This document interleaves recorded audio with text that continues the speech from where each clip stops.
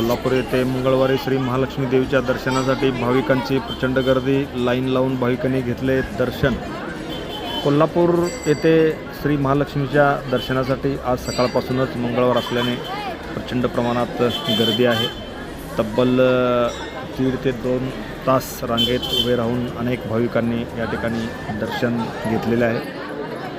सध्या सुट्ट्याचा हंगाम सुरू असल्याने कोल्हापूर येथे भाविकांची प्रचंड गर्दी आहे. अर्धा तास रांगेत 4 व्हीलर गाड्या लावून पार्किंग करण्याची पाळी अनेक भाविकांना आली. त्यानंतर अनेक भाविकांना रांगेत उभे राहून दर्शन घ्यावे लागत आहे. त्यामुळे या ठिकाणी महालक्ष्मीचे दर्शन घेण्यासाठी प्रचंड प्रमाणात या ठिकाणी गर्दी आहे. मूक दर्शनासाठी सुद्धा या ठिकाणी गर्दी आहे. त्यामुळे अनेक भाविकांनी भक्तिभावाने श्री महालक्ष्मीचे दर्शन घेतलेले आहे. आमचे कोल्हापूरचे TV1 मराठीच्या प्रतिनिधींनी घेतलेला हा ग्राउंड रिपोर्ट.